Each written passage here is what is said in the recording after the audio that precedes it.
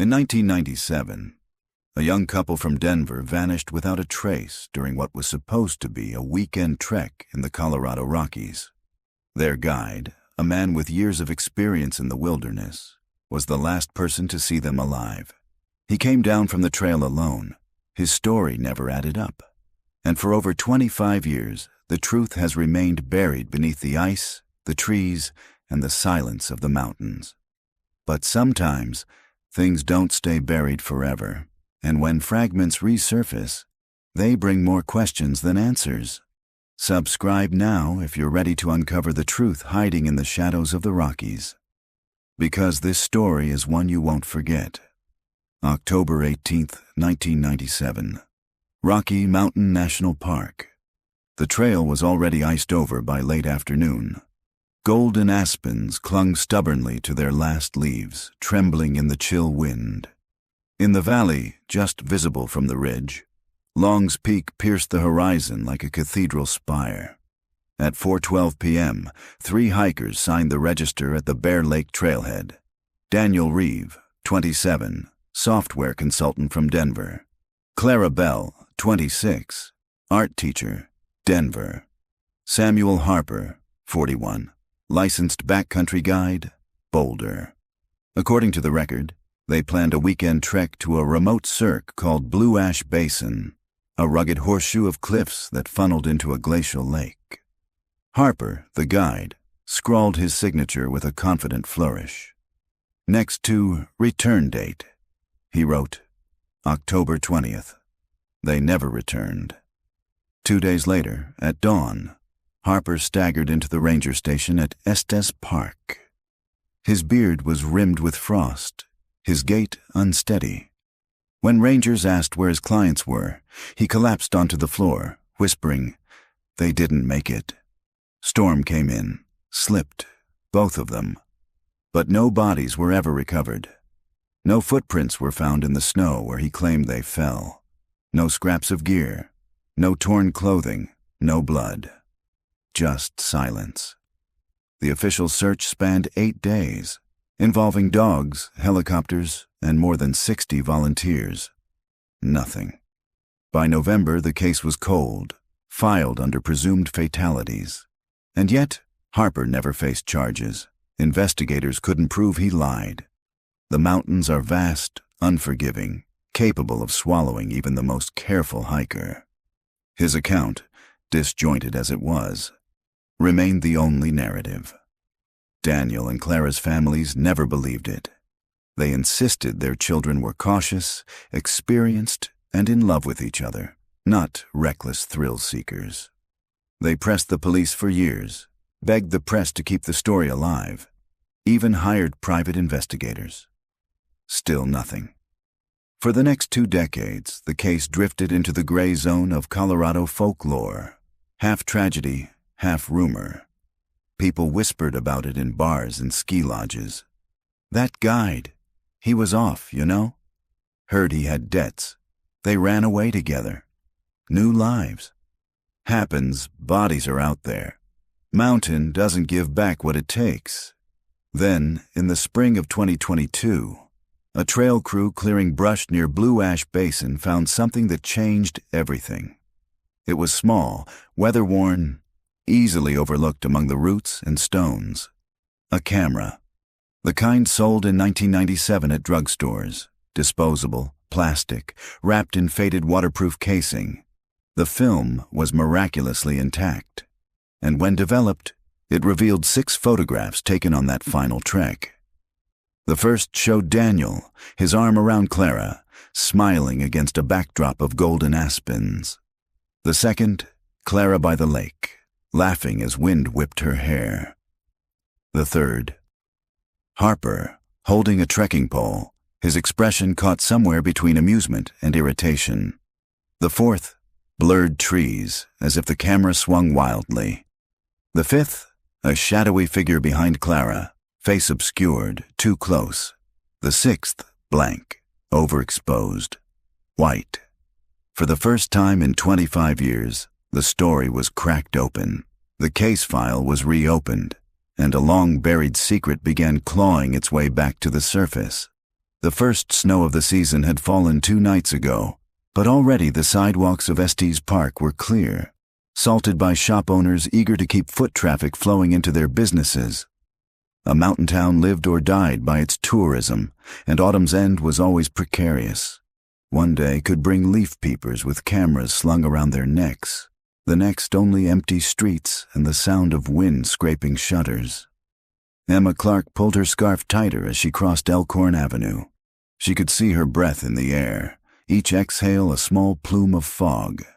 The bookstore on the corner was her destination, a place called High Country Reads, where locals still pinned flyers about missing pets and yoga classes to the corkboard by the door. She wasn't here for books. She was here for a meeting. Inside, the smell of paper and roasted coffee mingled pleasantly.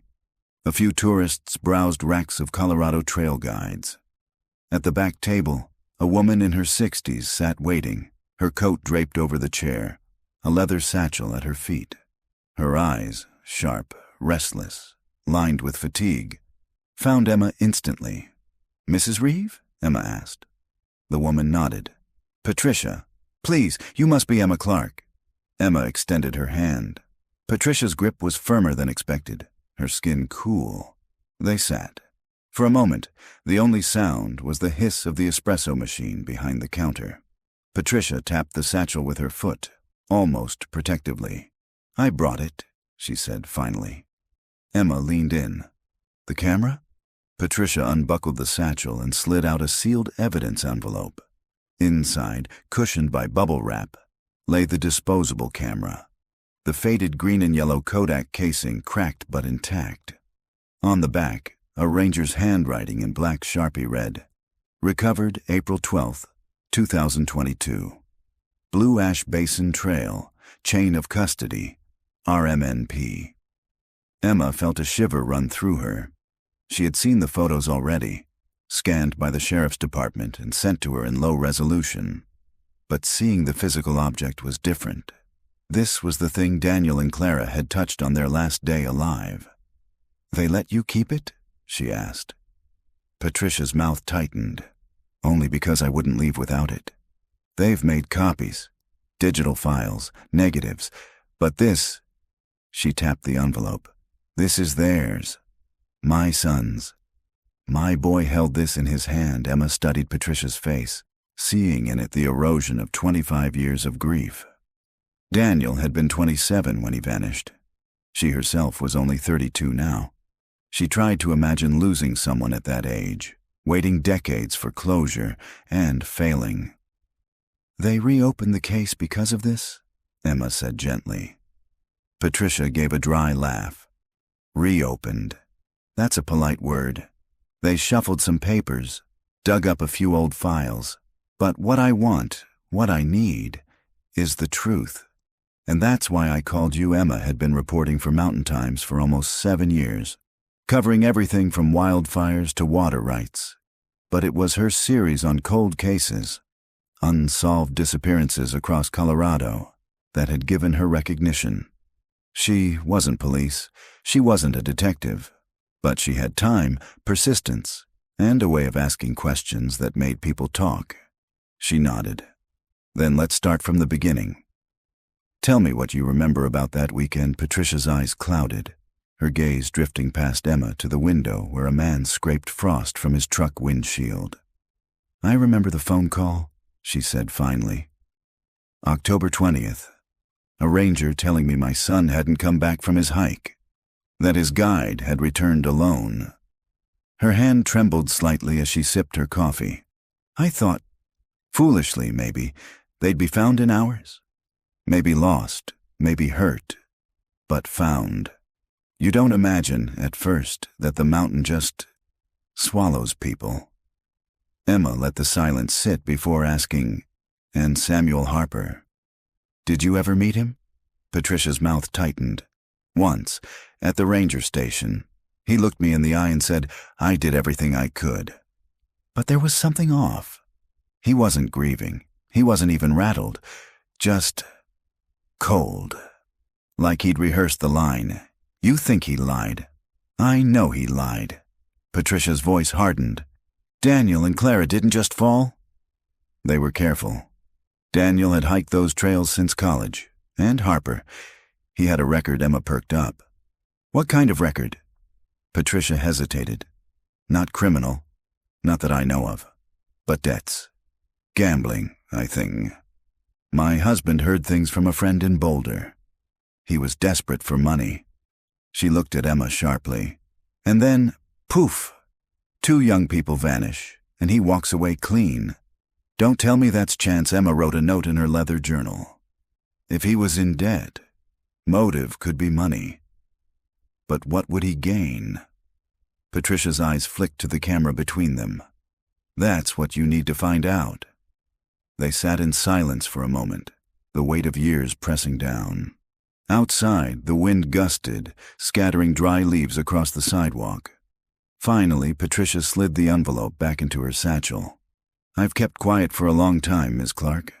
But this chance, it might be the last one I get. Please, don't let them bury it again. Emma reached across the table, covering Patricia's hand with her own. I won't. That night, back in her cabin rental on the edge of town, Emma spread her notes across the table. The photographs lay at the center, printed from the sheriff's digital scans. She studied them again, though she had already memorized every detail. Photo 1, Daniel's smile, his arm draped around Clara, the yellow leaves framing them like a halo. Photo 2, Clara alone, carefree, her head tilted back in laughter. Photo 3, Harper, tall, broad-shouldered, his mouth caught mid-word. Something guarded in his eyes. Photo 4, blurred trees, as if the camera swung during a stumble. Photo 5, the one that had fueled every theory since April. Clara in the foreground, unaware, and behind her, a dark figure, out of focus but unmistakably close. Too close. Photo 6, blank, overexposed, as if the film had been seared by sudden light. Emma traced the 5th photo with her fingertip. Who had taken it? Daniel? But if so, why hadn't he warned Clara about the figure? And who was the figure? Harper, perhaps? Or someone else entirely? She flipped open her laptop and typed, Samuel Harper, Boulder, Colorado. The first results were sparse. A white-page directory listing, a property record for a small cabin outside Nederland, and, most intriguingly, a local newspaper article from 2010. Rescue Guide Harper retires after 2 decades. The article praised Harper's career, leading countless hikes, assisting with mountain rescues, teaching survival courses.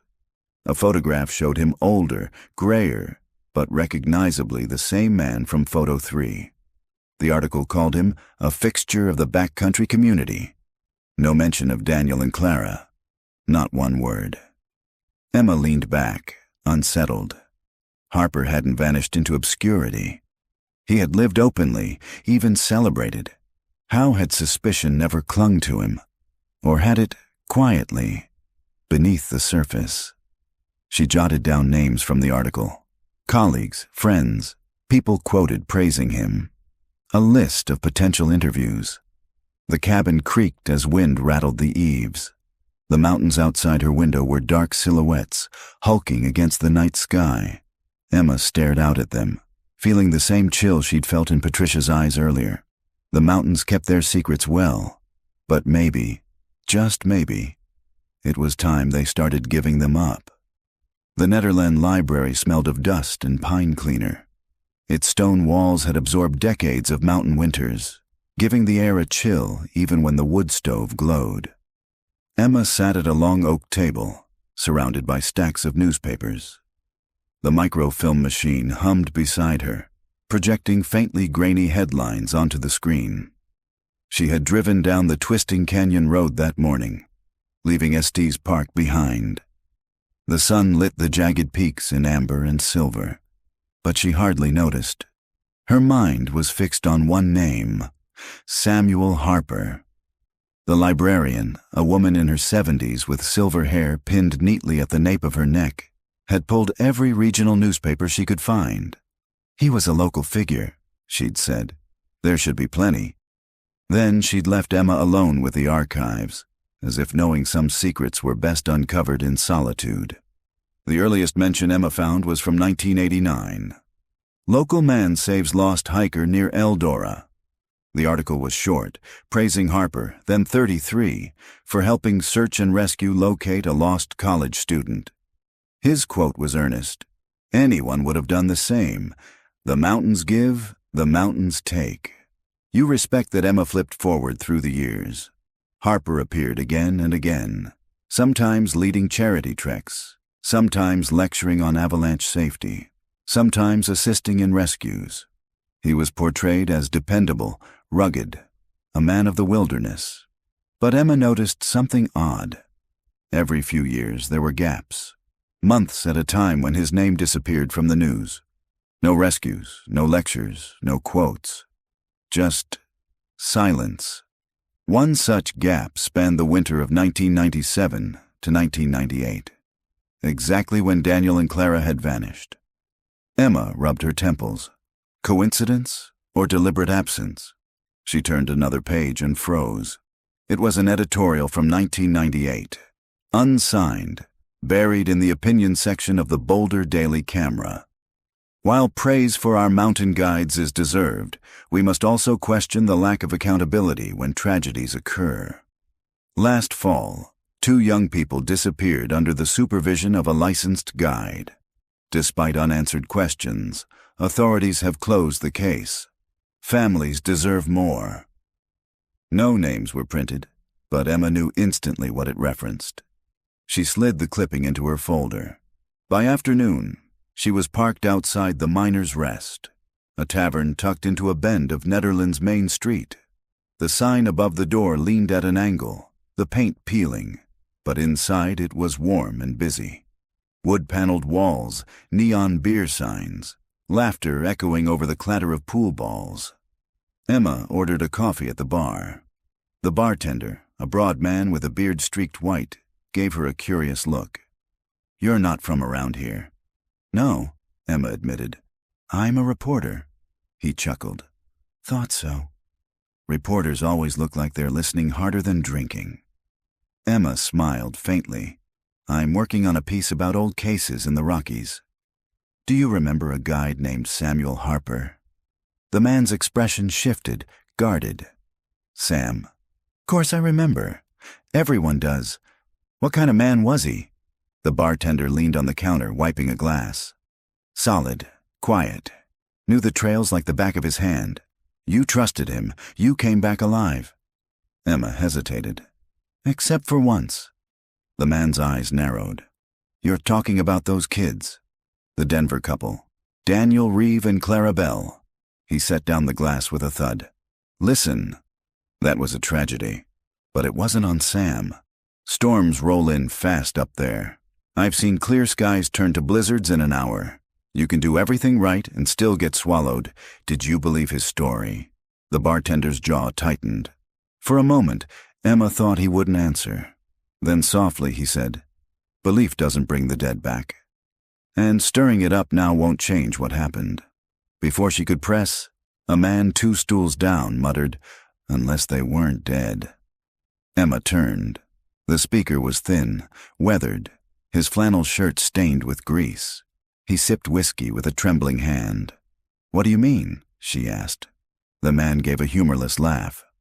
"Means Harper came down alone, and nobody ever found bodies. Means I hiked that basin a week later, and I swear I saw smoke from a fire where no one should have been. But the rangers said I was drunk." He tapped his glass. "Maybe I was. But smoke don't lie." The bartender scowled. "Shut it, Frank. Don't fill her head with ghost stories. Emma scribbled notes anyway. Could you show me where you saw the smoke?" Frank's eyes glinted. "If you're brave enough to hike there." That evening, Emma drove into the foothills, the road climbing in switchbacks.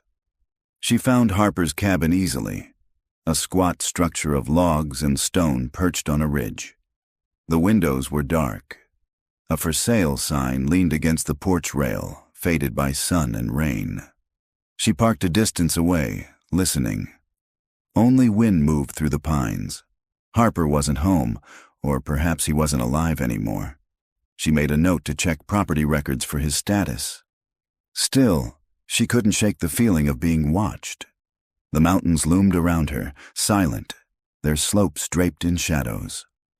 Somewhere out there, a fire had burned in 1997.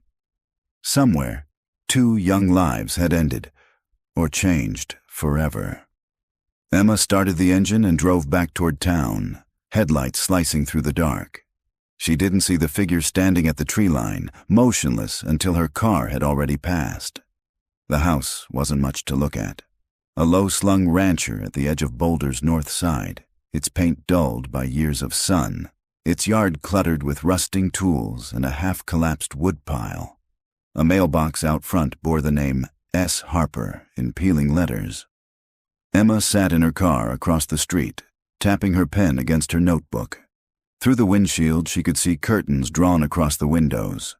A faint wisp of chimney smoke curled into the crisp November sky. He was home. Her pulse quickened. This was the man at the center of everything, Samuel Harper, the guide who had walked down from the mountains alone 25 years ago. She rehearsed her approach in her head. Straightforward, respectful, but firm. She had dealt with defensive subjects before. But this was different. This man wasn't just a source. He was the last living witness to a disappearance that still haunted 2 families. Finally, she opened the car door and stepped out. Gravel crunched beneath her boots. She crossed the street, heart pounding, and climbed the short path to the porch. She knocked. For a long moment, there was no sound. Then slow footsteps approached. The door creaked open. Samuel Harper stood framed in the doorway. He was 66 now. His once broad shoulders stooped, his hair a tangled mix of gray and white. His face was weathered like rock, lines etched deep around his mouth and eyes. But his gaze, sharp, unflinching, was exactly as it had been in the photograph from the old camera. Yes? His voice was gravelly, wary. "Mr. Harper?"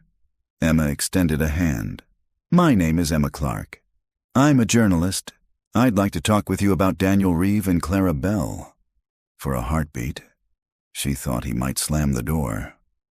His eyes narrowed, flicking from her hand to her face. "I said all I had to say 25 years ago. And yet," Emma replied softly, "their families still don't know what happened." The silence stretched. Harper's jaw tightened. Then, surprisingly, he stepped aside. "You'd better come in before the neighbors start gossiping." The interior smelled faintly of wood smoke and damp wool. The living room was cluttered with maps, dog-eared guidebooks, and faded photographs of mountains. A wood stove burned in the corner, crackling. "Sit," Harper said, gesturing to a worn armchair. He lowered himself onto the couch opposite, his movements stiff with age. Emma pulled out her notebook. "I appreciate your time." He gave a short laugh, humorless. "You're not the first reporter." "But most stopped coming after the 90s. Because the case went cold? Because there was nothing left to say." Emma studied him. "Then why did you let me in?" His eyes lingered on her face. "Curiosity, maybe. Or maybe I'm tired of silence." He leaned forward, resting his elbows on his knees. "Go ahead. Ask your questions." She took a breath. "When Daniel and Clara vanished, you told rangers they slipped during a storm. Why wasn't there evidence? No tracks, no gear, nothing?" His gaze hardened. "Because the mountain covers its mistakes. Storm snow fills tracks in minutes. Rocks swallow packs. You city people think everything leaves a trace. Out there, sometimes nothing does." Emma held his stare. "But there were 6 photographs recovered this year. One shows a figure behind Clara. Too close. Was that you?" A flicker passed through his eyes, so quick she almost doubted she saw it. Then his expression flattened. "I don't know. Could have been me. I walked behind them sometimes, but you don't remember?" He leaned back, folding his arms. "It's been 25 years. Memories rot. Photographs lie, or reveal, Emma countered. Silence. The wood stove popped, sending sparks against the grate. At last, Harper said, "You're digging in graves better left closed. That family's been through enough." "So is yours," Emma said softly. "If you're innocent, wouldn't you want the truth out?" His mouth twitched. For the first time, his voice cracked with something like pain. "Innocent doesn't matter in the mountains. You take people in, you try to bring them back. Sometimes you fail. That failure sticks to you like pitch. You don't wash it off." Emma studied him. Was this guilt or confession? "Tell me about that storm," she pressed. He closed his eyes briefly, as if seeing it. Clouds rolled over the ridge by mid-afternoon. Snow coming sideways, wind screaming like a freight train. They panicked, slipped near the basin rim. I tried, God help me, I tried, but they were gone. White swallowed them whole. "And you didn't climb down?" His eyes snapped open, sharp. "Would you?" "Into a death chute. Blind, with a blizzard at your back. I'd have died too. Then there'd be 3 bodies instead of 2," Emma scribbled notes. But something gnawed at her. His words had weight, but also a rehearsed cadence, as if he'd spoken this defense countless times. She tried another angle. "Where were you the week after?" "Witnesses say you disappeared from town." His jaw clenched. "I needed time. Alone. You wouldn't understand. Try me." But Harper rose abruptly, ending the conversation. "That's enough. You've had your story. Now leave me be." Emma stood reluctantly, pocketing her notebook. "One last thing, Mr. Harper." He paused, hand on the door. "If you didn't hurt them, who did?" His expression darkened, unreadable. "Sometimes the mountain itself is the third person." He opened the door, and cold air rushed in. Emma stepped out, unsettled. As she walked to her car, she glanced back. Harper still stood in the doorway, watching, his face half shadowed by the flicker of the wood stove. Back at her motel, Emma reviewed her notes. Harper had given nothing concrete, yet everything about him screamed withholding. His defensiveness, his sudden anger, his evasions around the missing week.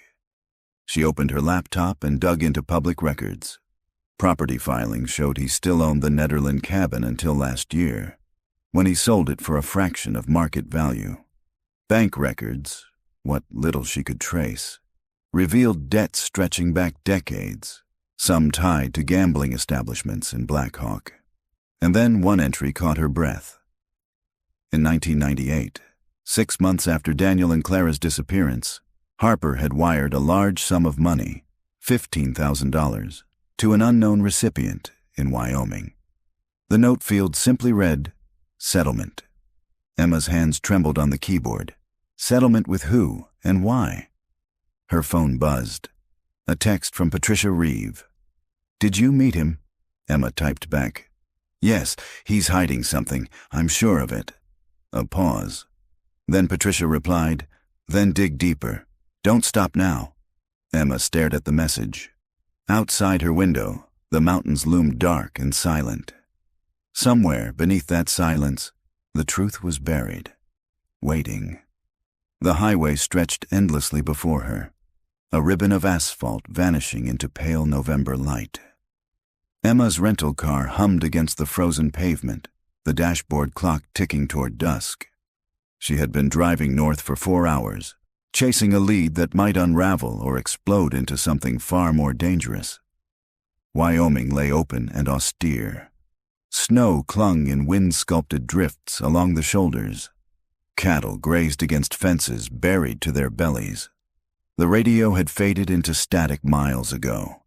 Only the low growl of the engine and her own thoughts filled the cabin. The wire transfer record gnawed at her. Harper wiring $15,000 to an unknown recipient less than a year after the disappearance.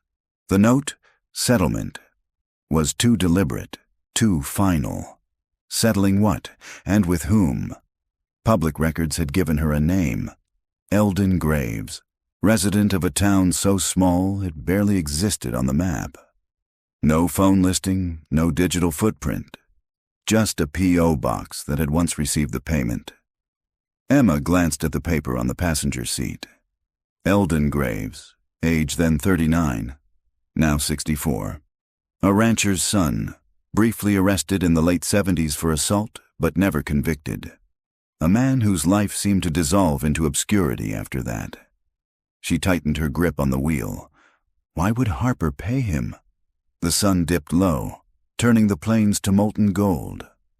Emma followed a dirt road flanked by skeletal cottonwoods until it ended at a battered farmhouse leaning against the wind. A single porch light flickered. She parked, heart pounding, and stepped out into the brittle air. Gravel crunched under her boots. Her breath smoked white. The door opened before she knocked. An old man stood there, gaunt and hollow-eyed, his skin tanned and cracked like leather. He wore a flannel shirt buttoned tight, sleeves rolled to reveal wiry arms. His gaze settled on Emma with a suspicion that cut deeper than words. "You're not from around here." "My name is Emma Clark. I'm a journalist." She held up her press badge. "I'm looking into Samuel Harper." At the name, the man's face hardened. He started to close the door. Emma spoke quickly. "Mr. Graves, Eldon, you received a wire transfer from him in 1998. $15,000. I need to know why." The door froze halfway shut. Eldon's jaw worked. Then slowly, he reopened it. "Come in, quick. Don't stand out there like bait." The interior smelled of tobacco and old dust. A wood stove glowed faintly in the corner. Emma sat at a scarred kitchen table while Eldon poured 2 chipped mugs of coffee. His hands trembled as he set one before her. "You shouldn't have come," he muttered. "Why not?" "Because Harper's still alive." His eyes lifted, sharp and fearful. "And if he knows you're here, he'll come." Emma leaned forward. "Then tell me what happened. Why did he pay you?" Eldon stared into his coffee. When he spoke, his voice was low, raw. "I was up in the high basin that week. Hunting elk, off-season, I'll admit it. Storm rolled in. Nasty one. White out. I got turned around and ended up near a scree slope. That's when I saw him." Emma's pulse quickened. "Harper?" Eldon nodded. "He was dragging something. A pack, maybe, or—" He broke off, swallowed. "No, it was a body, wrapped in canvas." Emma gripped her mug, heat searing her palms. "A body? Male or female?" "I couldn't tell. He saw me watching, dropped it like it weighed nothing, and came straight at me." Eldon's eyes glazed, remembering. "I had my rifle. He had nothing but an ice axe." Still, I froze. He got right up in my face, breathing hard, snow plastered in his beard. He said if I opened my mouth, no one would ever find my bones either. Emma's throat tightened. "And the money?" Months later, envelope at the post office. Note said, "For your silence." "I didn't spend it. Not a dime. Blood money." He shuddered. "Buried it out back." The kitchen seemed to shrink around them. Emma's pen hovered above her notebook, shaking. "Why didn't you tell the police?" she asked. Eldon's laugh was bitter. Who'd believe me? A poacher with a record, saying the mountain guide was hauling corpses? They'd have locked me up before him. Emma tried to steady her breathing. If Eldon was telling the truth, everything changed. Harper hadn't just lost the couple to a storm. He had disposed of them. But why? "Do you know who it was?" she pressed. Eldon's gaze darted to the window, as though the wind itself might carry Harper's name. Could have been either. Or both. All I know is, what he dragged didn't move. Silence weighed heavy. Outside, the wind rattled loose siding. Emma whispered, "You're afraid of him still." Eldon's jaw tightened. A man like Harper doesn't let go. He carries death the way other men carry packs, always ready to drop it where it suits him. She closed her notebook. "Eldon, will you go on record?" His eyes widened. "Hell no. You print my name. I'm dead before morning. You want to chase this story? Fine, but leave me out." Emma felt the ground tilt beneath her. If she couldn't sight him, this revelation was smoke, not fire. Yet the terror in his eyes was more convincing than any signature. She stood, slipping the notebook into her bag. "Thank you for telling me. I won't forget it." Eldon walked her to the door, but before she stepped into the night, he gripped her arm. His hand was calloused, desperate. "Be careful, Miss Clark. You think you're hunting truth, but the truth you're poking has teeth, and it's hungry." The drive back south was a blur. Headlights carved tunnels through the dark plains. Emma's mind churned with Eldon's words. A body, canvas wrapped, Harper coming at him with an axe. If true, it was the closest thing to evidence she had found. Yet without Eldon's testimony on record, it remained a ghost story. Near midnight, she pulled into a roadside motel. The neon sign buzzed above the office, casting sickly green light. She checked in, locked the door twice, and collapsed onto the bed fully dressed. But sleep never came. Every time she closed her eyes, she saw Harper's face in the wood stove light, and Eldon's trembling hands describing canvas dragging across snow. At 3 a.m., Emma sat upright, heart racing. A sound outside, a crunch of gravel. She crept to the window, pulled back the curtain an inch. A truck idled in the lot. Old, battered, its headlights off. She couldn't see the driver. After a moment, it pulled away, taillights vanishing into darkness. Emma's breath came fast. Coincidence or warning? She returned to the bed, clutching her notebook to her chest. Whatever this was, she was in it now. And someone else knew it too. The mountains rose into view again by late afternoon, their jagged ridges dusted white against a pale sky. Emma gripped the steering wheel tighter as her rental car wound along the highway back toward Boulder.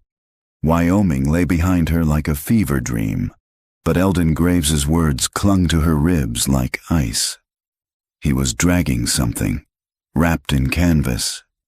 Emma had heard stories before, rumors, confessions, theories whispered in dim bars, but never with such sharp edges of fear.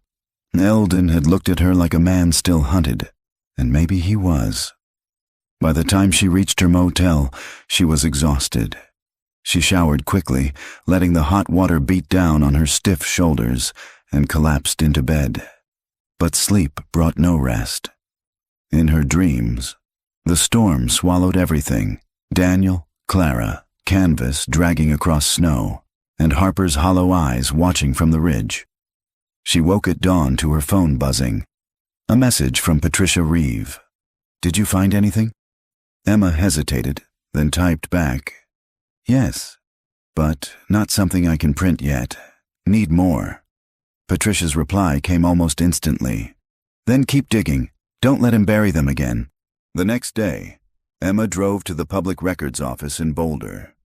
The building was warm and fluorescent lit, filled with the faint smell of paper and toner. She requested archived sheriff's reports from October 1995, the weeks surrounding Daniel and Clara's disappearance. A clerk wheeled out a stack of boxes. Emma settled at a table, flipping through brittle files and faded Polaroids. Most of it she knew. Initial search logs, storm reports, witness interviews.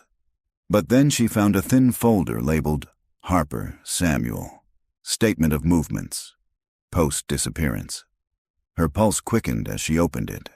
The official report said Harper returned from the storm on October 14th, exhausted and frostbitten. He spent 2 nights at a lodge in Nederland, then assisted rangers in search efforts until October 21st. But tucked inside the file was a handwritten note, unsigned, dated October 20th. Harper absent from search between October 15th to 18th. Claimed illness. No witness to verify. Returned suddenly on the 19th. Said he had been at cabin. Inconsistent story. Request clarification. Emma froze. The missing week. Exactly what Eldon had hinted at. She flipped through more pages. Nothing further explained the absence. The request for clarification had never been followed up. Why? She checked the bottom of the folder. A name scrawled in faded ink. Deputy Carl Larkin. Retired now, according to a quick search, living in Estes Park. Emma's heart kicked. A living witness. Someone who had doubted Harper at the time. She packed up her notes and headed for the door.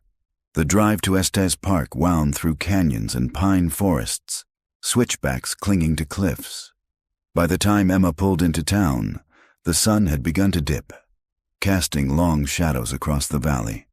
Carl Larkin lived in a modest bungalow on a quiet street. His yard was neatly kept, bird feeders hanging from the eaves.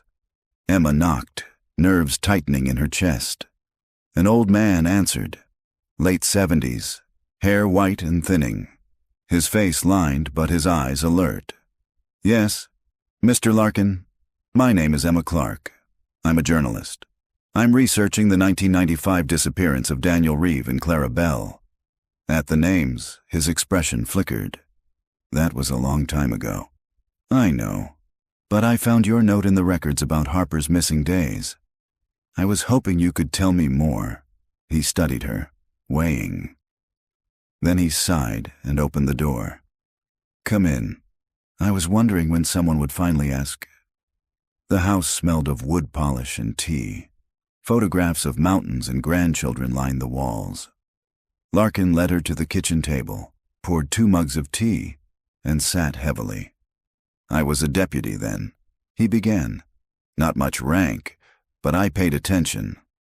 Harper came down from the storm alone, said the couple vanished. We launched the search, but 3 days later, he vanished too. Just stopped showing up, Emma leaned forward. And when he returned... Larkin's jaw tightened. Said he'd been sick. Flu. But no one had seen him in town. No doctor, no clerk at the store, no lodgekeeper. He'd been somewhere else. Did you push him on it? I tried. Wrote the request for clarification you found. But the sheriff at the time, Harlan Boone, told me to drop it. Said Harper was traumatized, that pressing him would scare him off. I didn't buy it, but Boone had connections. He trusted Harper, Emma scribbled furiously. Connections! Guides, climbers, donors. Harper had a reputation. Tough, reliable, the man you wanted on a rope line. Folks didn't want to believe he'd done anything wrong. Larkin's gaze drifted toward the window, voice growing softer. But I never forgot his face when he came back on the 19th. Pale, drawn, like a man who'd carried something heavy. Not illness. Something else. Emma's skin prickled. Do you think he killed them? Larkin hesitated. I think he knows more than he ever said. And I think Boone shut the door before we could pry it open. Silence settled. Outside, a crow cawed from a pine tree. Finally, Larkin leaned closer. If you're serious about this, talk to Boone. He's retired too, lives in Lyons. But watch yourself. Boone protects Harper like kin. He won't appreciate you stirring up ghosts. Emma closed her notebook. Thank you. I'll find him as she left. Larkin called after her. Miss Clark, sometimes the dead aren't the only ones who want to stay buried. That night, back in her motel, Emma spread her notes across the bed. Eldon had seen Harper dragging a body. Larkin confirmed Harper disappeared for days with no explanation. Boone had silenced the investigation. 3 threads, all pointing to the same dark knot. Emma rubbed her temples.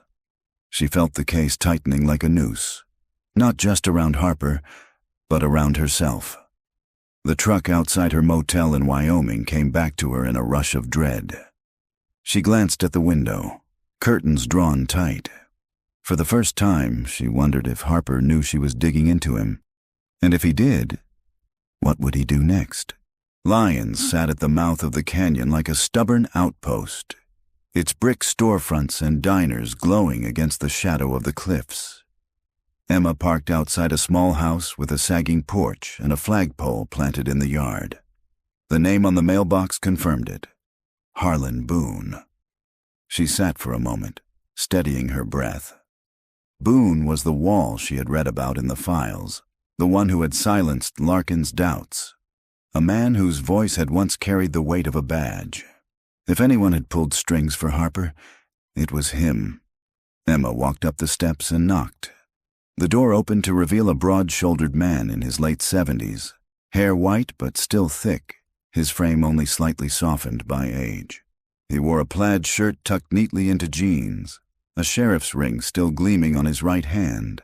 His eyes were pale and steady, assessing her the way lawmen always did. "Mr. Boone?" "That's me." His voice was gravelly but confident. "What can I do for you?" Emma showed her press badge. "My name is Emma Clark. I'm a journalist looking into the 1995 disappearance of Daniel Reeve and Clara Bell." The name landed like a pebble in a pond. Boone's face barely shifted, but his hand tightened on the door frame. "That case is long closed," he said. "Closed, but not solved. Their families still don't have answers. I was hoping you could help me understand why Samuel Harper was never pressed on his missing days during the search." A pause. Then Boone stepped aside. "Come in." The living room was immaculate, walls lined with plaques and framed photographs. Boone in uniform, shaking hands with governors, standing beside search and rescue teams, posing in front of patrol cars. A mantel above the fireplace displayed medals and a folded flag. "Have a seat," Boone said, gesturing to a leather armchair. He lowered himself into the couch opposite, moving with the ease of someone still proud of his body despite age. Emma opened her notebook. "Thank you. I'll be direct. Deputy Carl Larkin noted Harper was absent for several days. He wrote a request for clarification. Why was it never followed up?" Boone's eyes flicked, almost amused. Larkin was a good man, but he saw ghosts where there weren't any. Harper came back from that storm, frostbitten and half-starved. He'd lost 2 hikers. I wasn't about to hound him when he could barely stand. But he vanished for 3 days, no witnesses. Doesn't that strike you as odd? Boone leaned back, folding his arms. "You ever been through a mountain storm, Miss Clark?" Men lose time. Wanderhole up in cabins. Half the county's filled with old miners' shacks. He said he was sick. That was enough for me. Emma studied him. Or maybe it was easier not to ask questions. For the first time, Boone's smile thinned. "Careful. I'm only trying to understand why his story was never scrutinized." "Because I knew Harper," Boone snapped, then caught himself. He took a breath, smoothing his tone. "I knew his father before him. Guides, both of them. Salt of the earth. You don't throw a man like that to the wolves without cause." Emma leaned forward. "What about cause like dragging a body?" "I spoke to someone who saw him." The air in the room shifted. Boone's eyes narrowed, sharp as a hawk's. "You need to watch what stories you swallow. This county has long memories, but not all of them are true." Emma's pen scratched against paper. "So you deny Harper hid something?" Boone's voice dropped. "I'm saying you're digging in ground that doesn't want to be dug. The Reeves and Bells have suffered enough. You keep stirring this, you'll hurt more people than you help." Emma met his gaze. "Or I'll finally bring them closure." They sat in silence, the crackle of the fireplace filling the space. Finally, Boone rose, signaling the conversation was over. "I've said my piece. Harper isn't your villain. The mountain took those kids. That's the only truth that matters." Emma closed her notebook and stood. "Thank you for your time." He escorted her to the door. As she stepped outside, Boone's voice followed, low and deliberate. "Miss Clark, if I were you, I'd stop now. Some truths aren't meant to come back down the canyon." The door shut behind her with a final click. Emma sat in her car, hands trembling on the steering wheel. Boone hadn't admitted anything. But his defensiveness, his loyalty to Harper, the thinly veiled warning, those spoke louder than words. She drove back toward Boulder as night fell, headlights sweeping across canyon walls. At one bend, she caught sight of a truck in her rear-view mirror. Old, dented, its headlights staying far back but steady. Her stomach clenched. She pushed the accelerator. The truck stayed with her, mile after mile, through narrow turns and dark tunnels. Finally, near a turnout, she pulled over abruptly, pretending to check her phone. The truck roared past, tail lights vanishing around the bend. Emma exhaled shakily. Coincidence, maybe. Or a reminder. Back in Boulder, she typed furiously into her laptop, piecing notes together. Harper's missing week. Eldon's sighting. Boone's protection. 3 lives vanished in the snow, and yet the weight of silence pressed heavier than any storm. She closed her eyes for a moment, exhaustion tugging at her. In the darkness behind her lids, she saw Harper's face again, staring from the glow of the wood stove, expression unreadable. And for the first time, she wondered not just what he had done, but who had stood beside him when he did it. The next morning, the mountains wore a different face. A storm had rolled in overnight, draping the peaks in a shroud of gray. Snow drifted across the highway, flakes clinging to Emma's windshield as she steered toward Harper's house. Her stomach tightened with every mile. Boone's words still rang in her ears. Some truths aren't meant to come back down the canyon. But Boone's warning had only hardened her resolve. If Harper was hiding something, it was time to see if the mask could break. She pulled up to the sagging rancher on the north side of Boulder. Smoke rose from the chimney. The truck in the driveway was the same one she had glimpsed shadowing her on the canyon road the night before. Her chest went cold. She got out anyway, boots crunching in fresh snow, and knocked. The door opened slower this time. Harper stood there, eyes bloodshot, lines deeper in his face. He didn't look surprised. "You again?" "Yes, I need more answers." His jaw worked. Then, with a weary motion, he stepped aside. "Come in, then. Let's get this over with." The room was as she remembered. Maps, guidebooks, photographs of mountains, the wood stove crackling. But the air felt heavier, tinged with something sour beneath the smoke. Emma sat. Harper stayed standing, looming by the window, staring out at the storm. "You talked to Boone," he said flatly. Emma didn't flinch. "I did. He said you vanished for 3 days after the storm. Where were you?" Harper's back stiffened. "I was sick." Larkin said there were no witnesses. "No doctor, no lodgekeeper. You were gone." He turned, eyes narrowing. "You think I killed them?" Emma's pulse hammered. "I think you know more than you've said, and I think someone saw you dragging a body that week." Silence crashed between them. The only sound was the hiss of logs breaking in the fire. Harper's face paled. "Who told you that?" Emma held his gaze. "Does it matter?" His breath came sharp, ragged. For a moment, his composure faltered, eyes darting like a cornered animal's. Then he clenched his fists, forcing steel back into his voice. "That man's a liar." "So you admit there was a man?" "No." His shout cracked the air. Then he lowered his voice, almost pleading. "You don't understand what the mountain does. It plays tricks, makes you see what you want to see." Emma leaned forward, her words deliberate. "What did it make you see, Harper?" For the first time, something in him cracked. His shoulders sagged. He sat heavily in the chair opposite, elbows on knees, face buried in his hands. "I tried to save them," he muttered. "I swear to God I tried." The storm came down, fast, like a wall. Daniel slipped first. Clara screamed. "I grabbed her, but she pulled me down. His voice broke. "I cut the rope." Emma's breath caught. "You cut them loose?" "They were pulling me over. I had no choice. If I went, we all died. I cut, and they fell." He sat shaking, hands trembling. Emma's pen hovered. "Then where are the bodies?" His head lifted slowly. His eyes were hollow. "That's the mountain secret. It swallows what it wants." Emma leaned closer, voice hard. "But someone saw you dragging a canvas-wrapped body days later." "What were you carrying?" Harper's face tightened, anguish twisting into fury. "Don't!" Don't push where you don't belong, Emma's pulse thundered. She pressed anyway. Was it Daniel? Clara? Or both? His chair scraped violently against the floor as he surged to his feet. Get out!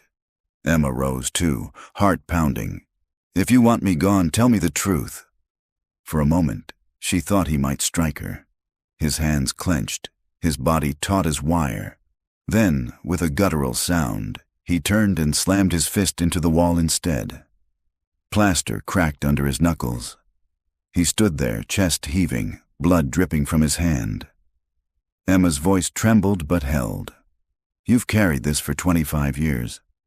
Doesn't it eat you alive? His head bowed. A whisper escaped his lips. Every damn night. Emma's breath caught. It wasn't an admission, but it wasn't a denial either. She backed toward the door. Harper didn't stop her. He stood frozen, blood streaking his knuckles, eyes fixed on the fire like it held something only he could see. The storm thickened as Emma drove away. Snow lashed against the windshield, blurring the world into white. Her hands trembled on the wheel. Harper's words echoed. I cut the rope. It was survival. It was betrayal. It was both. But it still didn't explain Eldon's sighting, or the missing days, or the settlement. She pulled into a diner on the edge of town, hands too shaky to drive further. Inside, the air was warm, the smell of fried food grounding her. She slid into a booth, ordered coffee, and opened her notebook. Harper admitted to cutting the rope. Still denies moving bodies. Boone protecting him.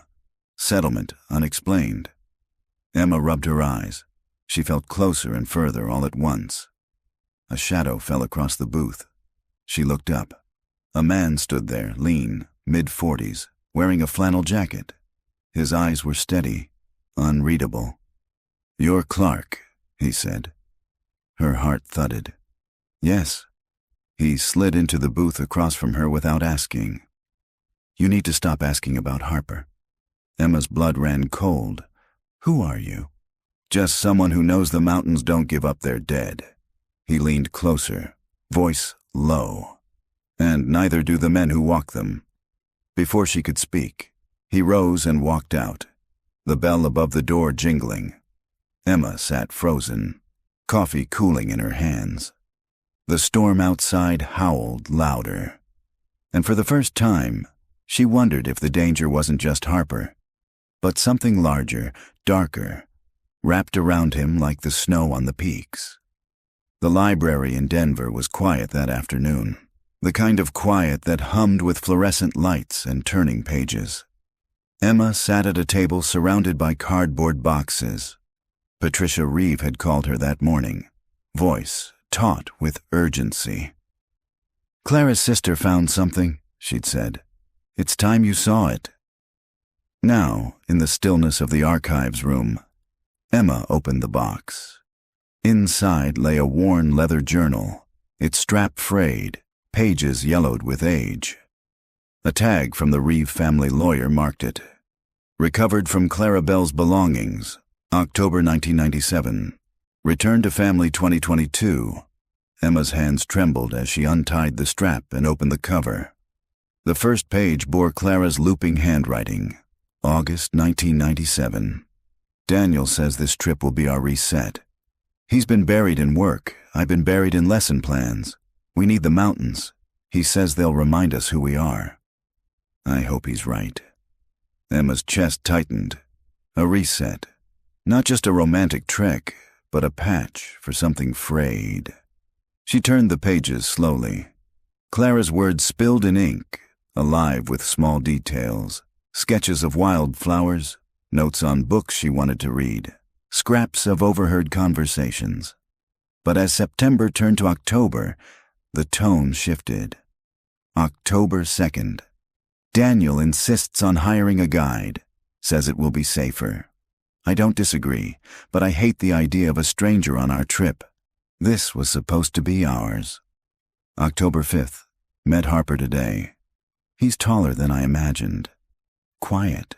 His eyes make me uneasy. Daniel says I'm being unfair.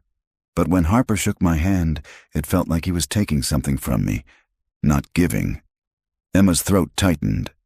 Clara had sensed something. She flipped further. October 12th, leaving tomorrow. The air feels sharp, like the mountain is waiting. Harper came by to check our gear. He stood in our kitchen looking at our photographs. I caught him staring at one of me and Daniel from last summer. He smiled, but it wasn't kind. I wanted to tell Daniel, but I didn't want to start a fight. He thinks I'm paranoid. Emma's pulse raced. Clara's words bled suspicion into the paper, a seed of dread planted before they even stepped on the trail. The final entry stopped her cold. October 13th, Bear Lake Trailhead. Sun bright, sky clear. Daniel's excited. Harper says the storm won't hit until tomorrow, but the wind feels wrong already. Last night I dreamed of falling forever, snow in my mouth. I woke and Harper was watching me. Just watching. Daniel slept beside me, unaware. I don't know what to do with this feeling. Maybe the mountain is trying to warn me. Emma closed the diary, heart hammering. Clara had left breadcrumbs, a record of unease, a sense of being observed. Patricia, seated across the table, watched her. She felt it, didn't she? Emma nodded. She did. She knew something was off. Patricia's hands tightened on her lap. I begged the police to look at this in '97. They dismissed it as nerves, imagination, said young women get jumpy before big trips. But I knew Emma's jaw tightened. They ignored her voice. Patricia's eyes glistened. Don't you ignore it too? That night, Emma returned to her motel room and spread the diary beside the photographs. Clara laughing by the lake. Clara unaware of the figure behind her. Clara writing that Harper's eyes unnerved her. The pieces began to align. This wasn't just a tragedy swallowed by a storm. This was a slow tightening spiral. Distrust, fear, a guide whose presence pressed against the couple's bond. Emma pulled out her recorder and began speaking into it, her voice low, steady. Clarabelle anticipated danger. Her entries show distrust toward Harper before the trek even began. If she feared him, if she felt watched, then the disappearance was not a simple accident. It was escalation. The rope cutting may have been survival, but the days after suggest concealment. And concealment implies intent. She stopped, rewound, listened. The words chilled her even as she spoke them. The phone buzzed on the nightstand. A message from an unknown number. Stop digging, Clark. Mountains keep their secrets for a reason. Emma's blood went cold. She snapped the curtains shut, heart pounding. For a moment, she thought she saw headlights flicker outside. Then nothing, just darkness pressing against the glass. She sat back on the bed, diary clutched to her chest, the message burning in her mind. Harper wasn't alone in this. Someone else was watching her now. The next morning, Emma drove to Boulder again, journal in her bag. She walked into the university archives, seeking corroboration. Old ranger logs, guide registries, accident reports. Anything. At a corner table, she found a brittle sheet listing backcountry permits for October 1997. She scanned quickly. Reeve, Daniel, Bell, Clara, Harper, Samuel. And beneath them, faint but legible. Graves, Eldon. Bear Lake Trailhead, October 12th. Emma's breath caught.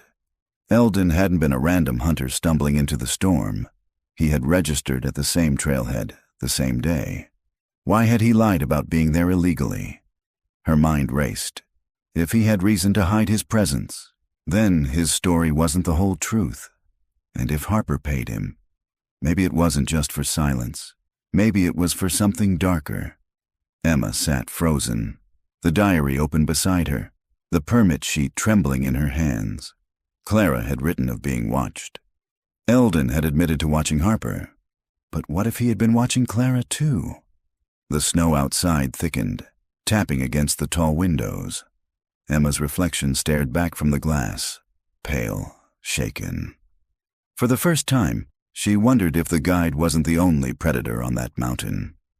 The plains stretched flat and endless, the highway cutting through them like a scar. Emma gripped the wheel tighter, the permit sheet on the passenger seat fluttering every time the heater kicked on. Graves, Eldon, Bear Lake Trailhead. October 12th, 1997. Her pulse still hadn't settled. Eldon had told her he'd been poaching elk illegally, terrified of being caught. But his name had been right there in black ink. He hadn't stumbled into that storm by accident. He'd chosen the same starting point, the same day. And if he had lied about that, what else had he lied about? The farmhouse loomed ahead, bent against the wind, its porch light already glowing faintly, though the afternoon sun still lingered. Emma parked, slammed the door harder than she meant to, and strode up the path. The door opened before she knocked. Eldon's hollow eyes blinked at her in surprise. "You again," he muttered. "You lied to me." Her voice shook with restrained fury. His mouth worked silently. "What?" "You told me you were up there poaching, hiding from rangers. But I found the permit log." "Your name? October 12th. You registered at the trailhead just like they did." She pulled the paper from her coat and thrust it at him. "So tell me." "Eldon." "Why?" He stared at the sheet, color draining from his face. Emma stepped closer. "You weren't some unlucky hunter. You planned to be there, at the same time as Harper, at the same time as Daniel and Clara." "Why?" Eldon's hands trembled. He backed into the house, motioning her inside quickly. "Don't shout it out here. Walls have ears." The kitchen was colder than before, the stove unlit. Eldon sat heavily at the table, rubbing his temples. "I didn't mean to lie," he rasped. "Not all of it. I had a permit." "Yes, but I wasn't supposed to be where I ended up. Blue ash basins off trail without a guide. I knew Harper was taking them in. I thought if I shadowed them, stayed behind, I could slip in unnoticed." Emma's stomach twisted. "Why? What were you really doing up there?" Eldon's eyes lifted, glistening with something between shame and defiance. "Because Harper owed me.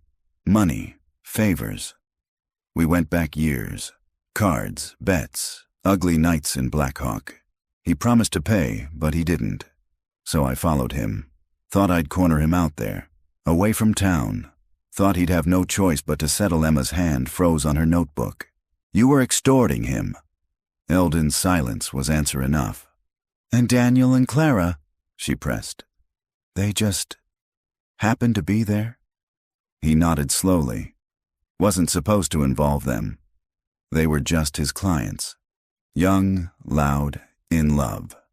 I kept my distance. Until the storm hit. Emma's voice hardened. "And that's when you say you saw him dragging a body?" Eldon's jaw clenched. "I did. Or you wanted me to believe you did." To pin it all on him, his fist struck the table, rattling the mugs. "No, I'm no saint, but I didn't touch those kids. I swear it on my mother's grave. Whatever Harper did or didn't, he did it without me." Emma's breath came fast, her notes shaking in her hand. Eldon's story bent in circles, parts aligning, parts crumbling. The permit explained why Harper would pay him off, but it also made him complicit. She stared at him, searching his face. Then why keep lying? Why bury the truth for 25 years? His voice dropped to a whisper. "Because Harper wasn't alone that night." Emma froze. "What do you mean?" "There was someone else. Another man. I saw him in the blizzard, a lantern cutting through the snow. He met Harper near the basin. They spoke, but the wind carried their words away. When they parted, Harper was dragging something. That's all I know." Emma's heart thudded. Another man. A fourth presence. "Who?" she demanded. Eldon's eyes closed. "Didn't know him. Never saw his face. But I'll never forget the lantern.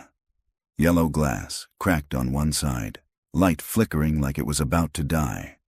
Silence filled the kitchen, heavy and suffocating. Finally, Emma whispered, "Why didn't you tell me this before?" His voice cracked. Because Harper paid me to shut up, and because I'm a coward. I thought maybe I could keep it buried, but you're dragging it all back. Emma stood abruptly, notebook clutched to her chest. This isn't just Harper anymore. If there was another man, then both families deserve to know. Eldon's eyes were wide, almost pleading. If you tell anyone, he'll know. The man with the lantern. If he's still alive, he'll come for you too. Emma turned toward the door. Then let him. I'm not burying this again. The wind howled as she drove away, the farmhouse shrinking in her rearview mirror. Her hands gripped the wheel so tight her knuckles ached. Another man. A lantern. A shadow threading through the storm 25 years ago. She pulled into a gas station, heart still racing. Inside, she bought a cup of coffee and sat in the car, staring at her notes. The narrative was fracturing. Harper Eldon. Boone. And now a faceless man with a lantern. She sipped the coffee, bitter and too hot, grounding herself. Somewhere, Clara's diary sat in her bag, her words whispering. He was watching me. Just watching. Was it Harper? Or was it the man with the lantern? Emma closed her eyes, exhaustion tugging at her bones. But sleep would not come. Not while the storm of questions whirled inside her. For the first time, she realized the truth might not be a single thread. It might be a knot so tangled that pulling it free would unravel everything. Late that night, back in her motel, Emma replayed the day's conversations into her recorder. Eldon Graves admits he followed Harper deliberately, seeking money. He claims he saw Harper dragging a body, but also that another man was present. A man with a lantern. If true, this introduces a fourth presence in the basin that night, one not accounted for in any report. She paused, the silence in the room pressing hard. If that man exists, then the disappearance wasn't just a tragedy. It was a convergence, a storm outside and another storm inside, secrets colliding on the trail. And maybe only one of those storms has ended. She clicked off the recorder. The room felt colder, the shadows thicker. She pulled the curtains tighter. Outside, across the empty parking lot, a single light flickered in the darkness. Yellow. Cracked. Emma's breath caught in her throat. Morning broke in pale streaks of gray over the motel. Emma hadn't really slept. Her dreams kept replaying that flickering yellow light outside her window. When she finally mustered the courage to peek through the curtains, the parking lot had been empty, silent except for the hum of the vending machine. But the image clung to her. A cracked yellow lantern, glowing faintly against the dark. She packed quickly, her hands shaking as she shoved the recorder and Clara's diary into her bag. There was no time for breakfast. She needed answers before fear ate her alive. The county archive was little more than a brick annex behind the courthouse, dusty and underfunded. Inside, the smell of paper and mildew hung thick. Emma introduced herself to the clerk, a soft-spoken woman with bifocals who led her to the ranger reports from 1997. She pulled the box closer, dust motes rising as she lifted the lid. Pages browned with age rustled beneath her fingers. She scanned for October. Storm reports, rescue efforts, lists of volunteers. Then, her pulse jumped. Incident report, October 13th, 1997. Ranger D. McCrae. Patrol observed unknown male near Willow Fork, carrying lantern. Lantern described as yellow glass, cracked on east-facing panel. Male appeared disoriented, refused to identify himself. When approached, he retreated into woods. Not located again. Emma pressed her palm to the page, her breath shaky. The man existed. He wasn't Eldon's invention. A ranger had seen him. She flipped further. Nothing more. No follow-up, no name, no conclusion. Just a single sighting swallowed by the storm. Her phone buzzed. A text from Boone. Found something you should see. Old gear and evidence locker. Harper's pack. Meet me at station 2 p.m. Emma closed the file, her fingers trembling. By the time she reached the station, Boone was waiting in the basement evidence room. He looked weary but sharper than before, a man who'd shed his earlier reluctance. On the table lay a dust-coated backpack, its straps stiff with age. A tag read, "Recovered, Bear Lake Trailhead, April 1998. Owner, Harper Cole." Boone gestured for her to open it. Emma hesitated, then unzipped slowly.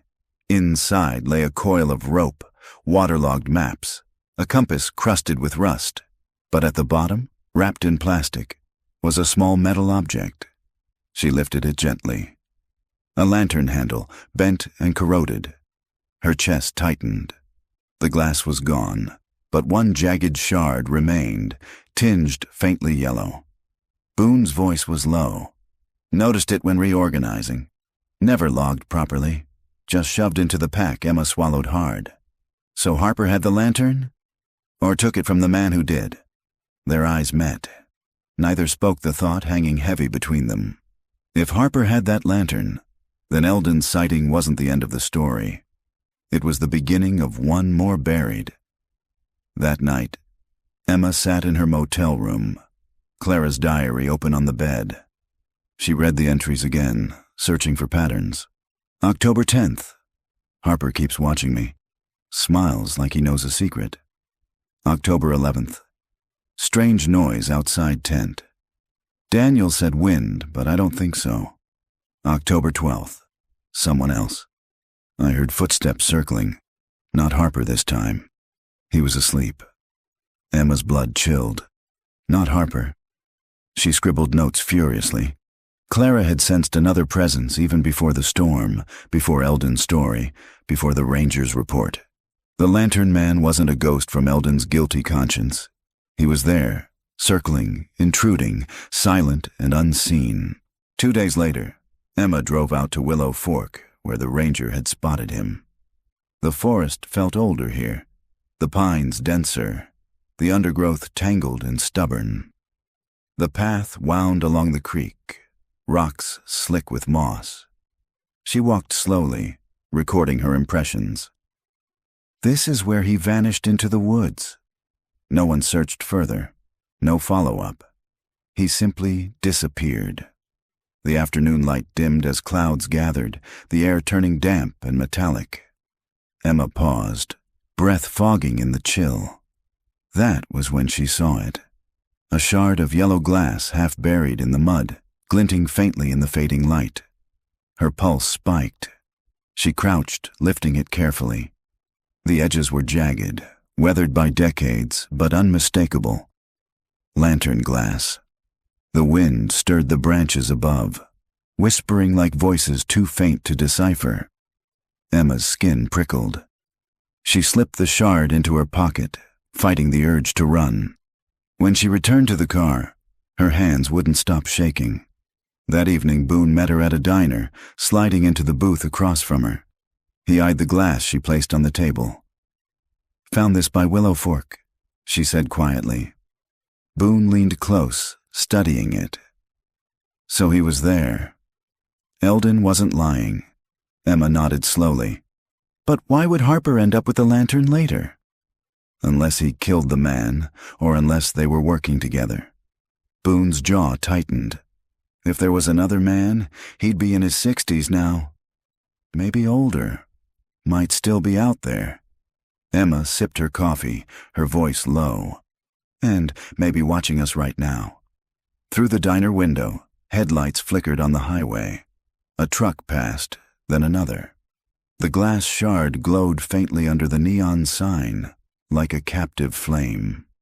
Emma stared at it, heart pounding.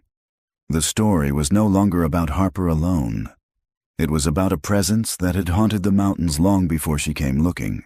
A man with a lantern, slipping through storms, watching, always watching. That night she dreamed of Clara. The girl stood in the snow, hair plastered to her face, pointing into the darkness.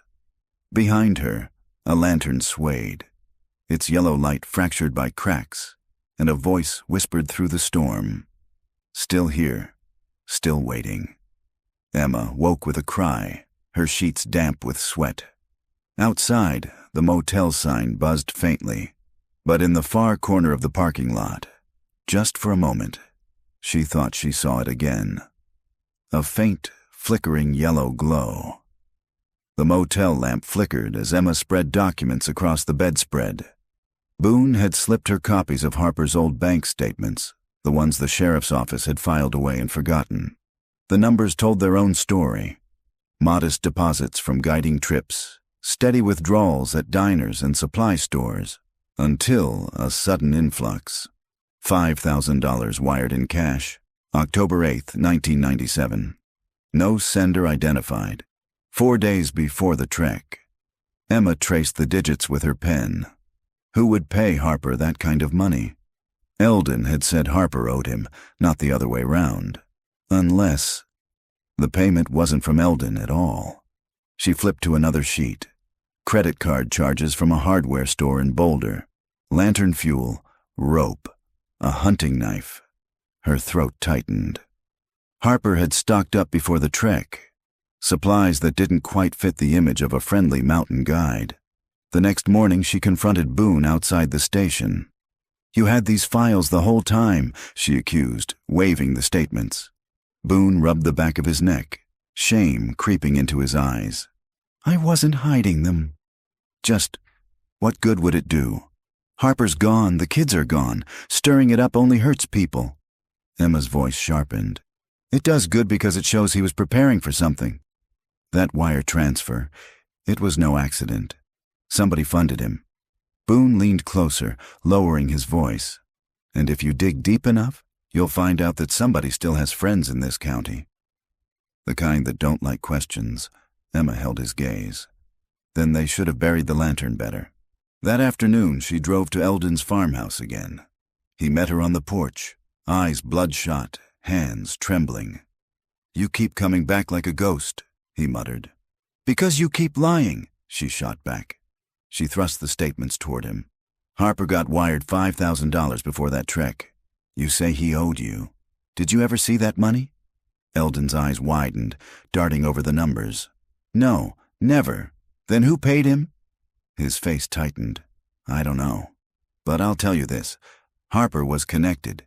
He had friends in places he shouldn't. Men who liked to hunt things that weren't deer." Emma's pulse jumped. "What do you mean?" Eldon's voice dropped. "You think the lantern man was some stranger?" "Number. He was one of them. A customer. Harper lured people into the mountains, and sometimes they didn't come back. I was supposed to keep quiet, take the cash when it came, but after that storm, after Clara and Daniel, I couldn't stomach it anymore." Emma's stomach turned. "You're saying it wasn't just him?" "It was organized." Eldon's silence was answer enough. Back in her motel, Emma opened Clara's diary again, reading the entries with new horror. October 10th. Harper keeps watching me. October 11th. Strange noise outside tent. October 12th. Someone else. Not Harper this time. A customer. The man with the lantern. Her recorder clicked on. Eldon Graves claims Harper worked with others. That clients were selected. Sometimes delivered. Clara's entries suggest a second presence even before the storm. Harper was not acting alone. She paused, breath shaky. If this is true, then Daniel and Clara weren't victims of weather or chance. They were chosen, Boone called that evening, his voice rough with unease. "Emma, you need to leave this alone. I don't know what you told Eldon, but he's rattled. He called me, swore he saw a truck outside his place last night, headlights sitting in the dark. When he stepped out, it drove off." Emma's pulse quickened. "What kind of truck?" "Old Chevy. Green. Matches a vehicle Harper used to borrow from a man in town. The lantern man?" Boone's silence stretched. "Could be. Or just another ghost. Either way, it means someone's watching again." Emma looked toward the motel curtains. The parking lot was empty, but her skin prickled as if unseen eyes lingered. 2 nights later, she returned to Willow Fork alone. The creek gurgled faintly under the moonlight. She followed the path deeper than before, recorder in one hand, flashlight in the other. October 1997, she whispered into the mic. A ranger spots a man with a cracked yellow lantern near this point. He retreats into the woods.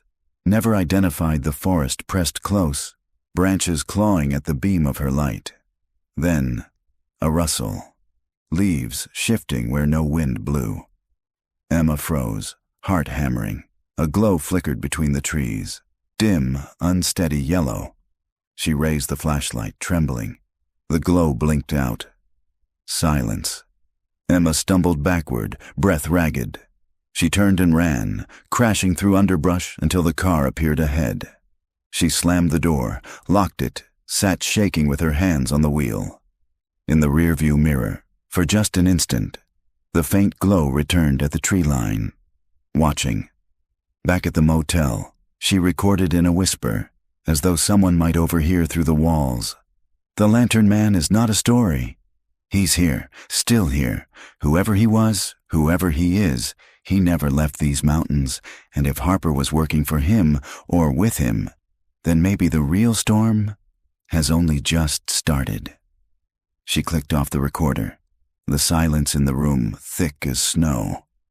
Somewhere outside, in the darkness beyond the parking lot, a glow flickered once, then vanished.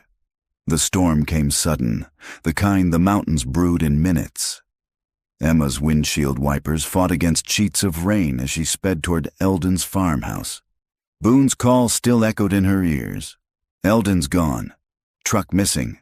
Door left wide open. And Emma, he left your name scrawled on the table. The road narrowed, pines looming dark on either side. Emma's stomach twisted. She kept replaying the words Eldon had whispered last time. If you tell anyone, he'll know. The man with the lantern.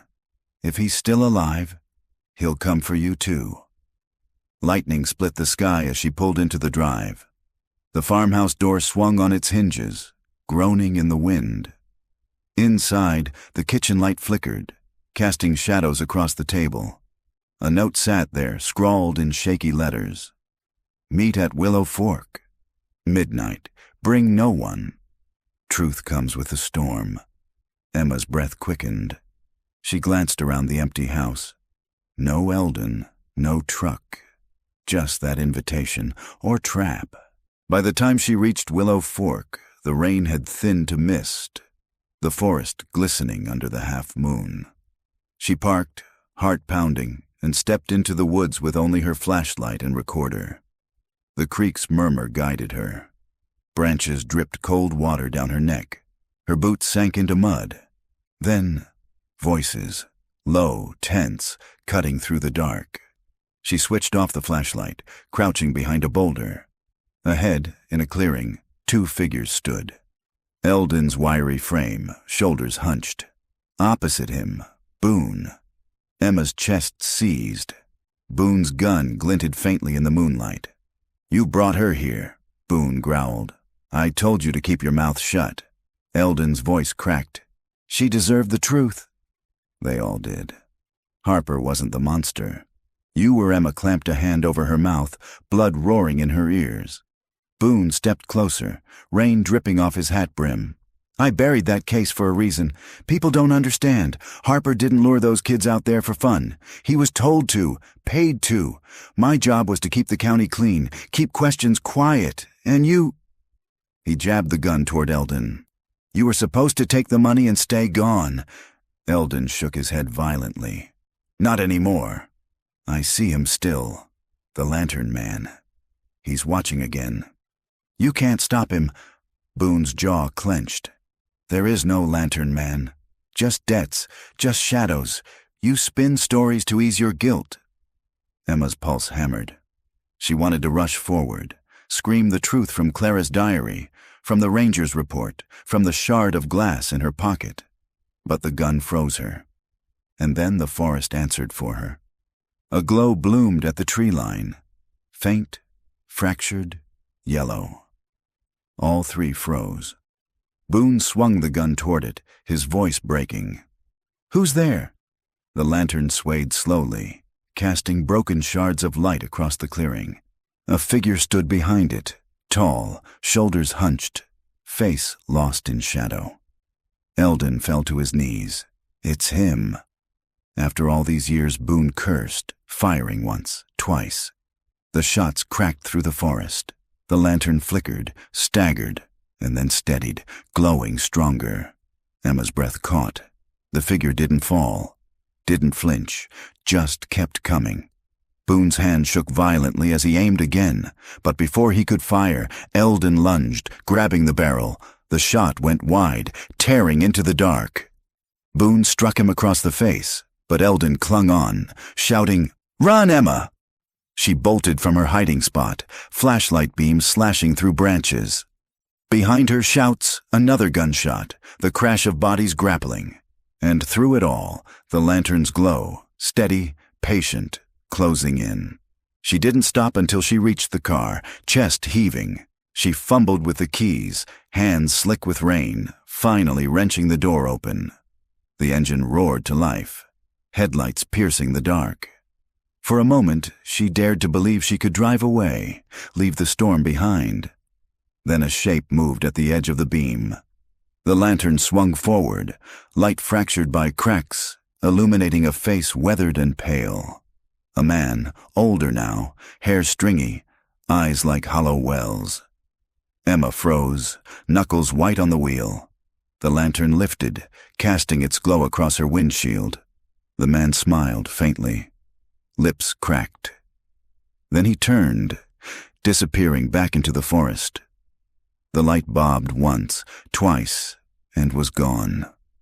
Emma's heart thundered. She floored the accelerator, tires spitting gravel as she tore down the road. By dawn, the rain had passed. Boone's cruiser sat abandoned at Willow Fork. Eldon's truck too, but no bodies were found. No gun, no lantern. Search teams combed the woods for days, finding only trampled mud, shell casings, and one last shard of yellow glass near the creek. Emma gave her statement, but the sheriff dismissed it as hysteria, storm-frayed nerves. Boone was listed missing, presumed dead. Eldon, too. The case closed again, swallowed by silence. But Emma knew what she'd seen. The lantern wasn't a story or a hallucination. It was real, flickering through the trees, carrying secrets that refused to die. And somewhere, the man who carried it was still walking, still watching. That night in her motel, Emma packed her things. She slid Clara's diary into her bag, alongside the shard of glass. She pressed the recorder's button one final time. The storm is over. But the truth hasn't ended. Harper vanished. Boone vanished. Eldon vanished. And yet the lantern remains. Maybe it always will. A cracked glass flame wandering these mountains, carrying with it the names of the lost. She paused, voice trembling. If you're listening to this, don't follow it. Don't chase the light. Some storms were never meant to be survived. She clicked it off. The silence absolute. Outside, the motel sign buzzed faintly, and across the parking lot just for a moment, a dim yellow glow shimmered, then faded into the night. 6 months later, the snow was gone from the lower valleys, the mountainsides streaked with green. Spring tourists filled Estes Park again, lining up for saltwater taffy and souvenir shirts. For them, the storm of October was just another piece of mountain weather already forgotten. But not for Emma. She sat in the small studio of Mountain Times, headphones snug, microphone glowing red. The producers had insisted on a podcast series, 12 episodes, one for each chapter of the investigation. They called it The Guide Who Never Came Back. Emma called it unfinished business. Her voice was steady as she read the closing script. We began with a camera recovered after 25 years in the snow. We followed the trail through Harper's evasions, Eldon's confessions, Boone's warnings, and we ended in a storm at Willow Fork, where all three vanished into the dark. Officially, the case remains unsolved. But the evidence we uncovered, the diary, the bank records, the lantern glass, suggests the truth is stranger and darker than any police file will admit. She paused, letting the silence settle, then leaned closer to the mic. Some believe the man with the lantern is just a story, a ghost born of storms and grief. But I saw him. He walked into the clearing that night, and Boone, Eldon, even Harper's shadow. All of them broke around that glow. I can't tell you who he was. I can't tell you why he was there. But I can tell you this. The lantern is still burning. She clicked the mic off. The red light died. That evening she drove alone into the foothills, windows down, air warm with the scent of pine. The podcast had gone live only hours earlier, and already her phone buzzed with notifications. Messages from listeners, families of the missing, hunters with their own stories of strange lights. But she wasn't chasing clicks tonight. She was chasing quiet.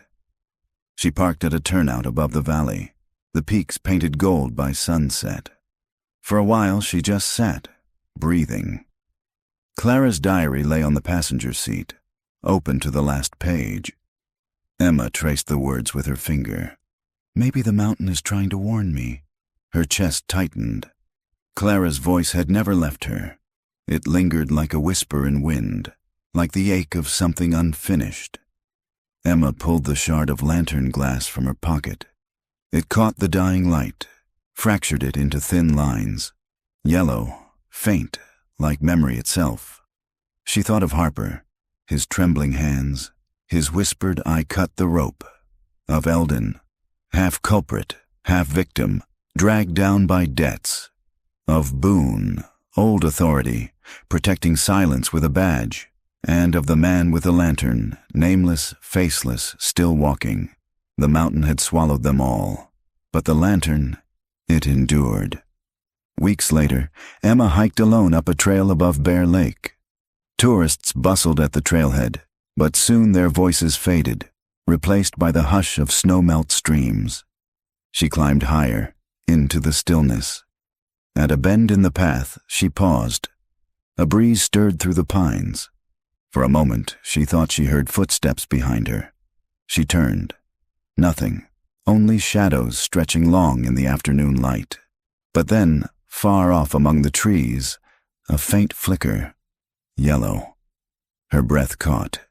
It shimmered once, twice, then vanished.